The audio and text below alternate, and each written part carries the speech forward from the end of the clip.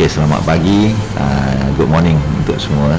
Nama saya orang panggil Mak Zack. Saya adalah seorang aktivis alam semula jadi, maknanya alam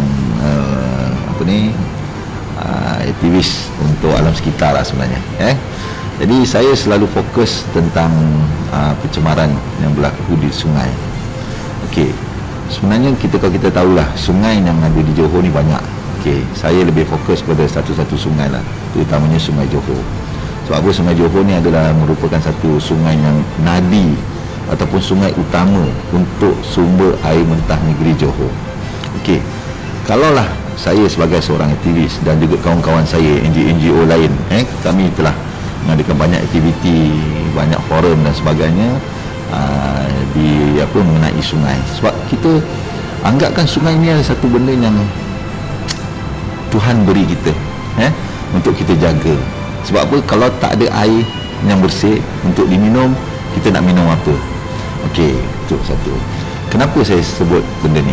Okey, terutamanya saya fokus pada Sungai Johor. Mungkin sungai-sungai lain sama juga, semakin banyak pencemaran yang berlaku.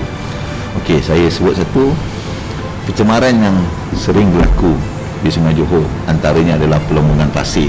Pelombongan pasir. Dulu pasir di Sungai Johor ni memang aktiviti dia sangat hebat, tetapi saya dengan rakan-rakan kawan-kawan lain, NGO lain, baru kita turun padang dan sebagainya, maknanya aktiviti pasir ni agak berkurang. Tetapi aktiviti pasir inilah yang memberi sumbangan kepada agak teruklah pada Sungai Johor. Saya bagi contoh. Contohnya tentang apabila pasir ni diambil, gelombang pasir itu ataupun tidak kita panggil di-treat, dibuat satu treatment atau rawatan buangan pasir itu yang dengan baik, dia akan mencemarkan sungai. Pertama sekali mengkeruhkan sungai. Okey, yang keduanya segala abu-abu ataupun perkara apa benda kita panggil lumpur-lumpur yang dihasilkan oleh pelombongan ini akan mendap di dalam sungai, yang menyebabkan sungai itu yang dulunya kata orang ada rumpai, ada lumut, ada apa, akhirnya sungai ni akan di-cover oleh pasir dan juga lumpur ini. Ini menyebabkan ekosistem sungai itu akan rosak. Okey, satu. Yang paling besar sekali kesan daripada pelombongan pasir ni, kita boleh lihat dalam Google Map. Lihat dalam Google Map sendiri. Yang mana aliran sungai yang ada tu, kalau kita tengok, sebelum pelombongan dan selepas pelombongan, ada setengah-setengah aliran sungai yang kata orang tu, kalau sungai tu setekat lebih kurang dalam 1 kilometer je, dah kata orang tertutup. Sungai asal tu dah tak ada. Yang ada sungai baru, sebab air yang ada pun masuk dalam lombong dan sebagainya. Maknanya aliran sungai yang ada ni telah terkacau ataupun terancam daripada kedudukan asal sungai itu sendiri. Sebab apa kami cakap ni? Sebab kami turun padang, kami nampak benda ni berlaku, dan pencemaran beginilah kita tengokkan akan menyebabkan ekosistem sungai itu dan kualiti air mentah sungai akan menurun. Okey, saya nak bagi tahulah, kalau kita lihat dari sudut newspaper ataupun surat khabar, kebanyakan pencemaran yang berlaku di Sungai Johor, terutamanya pelombongan pasir. Keduanya ada kelang-kelang, kelang sawit, saya tahu, kelang sawit. Yang lepas lagi kelang kelang dipanggil buangan najis ayam yang mencemarkan Sungai Johor. Sedangkan Sungai Johor ni panjang, dia sangat panjang Sungai Johor ni, daripada kita rasa daripada kawasan layang-layang hinggalah ke Pengerang, itu Sungai Johor. Tetapi Sungai Johor ni terbagi, kata orang tu ada yang air masin dan air tawar. Kita concern buat air tawar ni sepanjang berpuluh kilometer.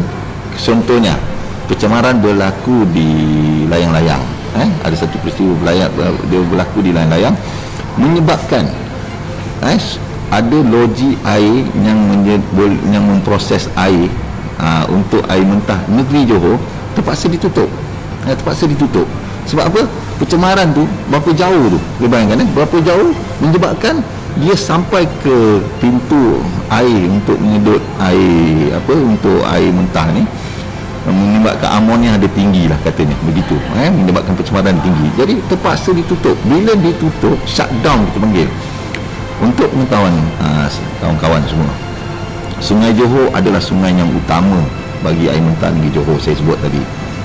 Jadi ada beberapa loji air rawatan, beberapa loji air rawatan yang besar di Sungai Johor tu, menyebabkan kalaulah loji air rawatan ini ditutup, dia menyebabkan, ini bukan saya sebut, bukan saya cakap main-main, tetapi dalam newspaper, dalam surat khabar keluar, beratus ribu orang terkesan, beratus ribu rumah terkesan. Itu kalau sekali pencemaran. Cuba bayangkanlah kalau pencemaran terus berlaku di Sungai Johor, terutama daripada Kelang, daripada Pelombongan, daripada apa-apa pun, kalau tidak dikawal, maknanya kerajaan rugi dah beberapa juta kerajaan rugi. Ini satu benda yang sepatutnya kerajaan mengambil kira. Saya tahu ada usaha-usaha kerajaan yang buat sesuatu, tetapi kena ingat juga, kalau perkara ini tidak dikawal dengan lebih baik, dia akan jadi lebih, kata orang tu, lebih teruk. Saya bagi satu contoh. Sungai Skudai dulunya adalah sungai yang terbaik dan digunakan untuk air mentah. Sekarang Sungai Skudai dah tak boleh nak proses. Sungai Tebrau dah tak boleh nak proses. Okey, jadi kalau kita tengok statistik ataupun daripada Jabatan Alam Sekitar tentang tahap sungai pencemaran, tahap 1, tahap 2, tahap 3, jadi sungai-sungai ni daripada bersih sampailah ke semakin tercemar. Perkara ini patut diambil kira oleh mana-mana badan kerajaan, kerajaan terutamanya, untuk memastikan supaya pencemaran jangan berlaku kalau boleh. Sebab apa? Inilah sumber air bersih untuk negeri Johor.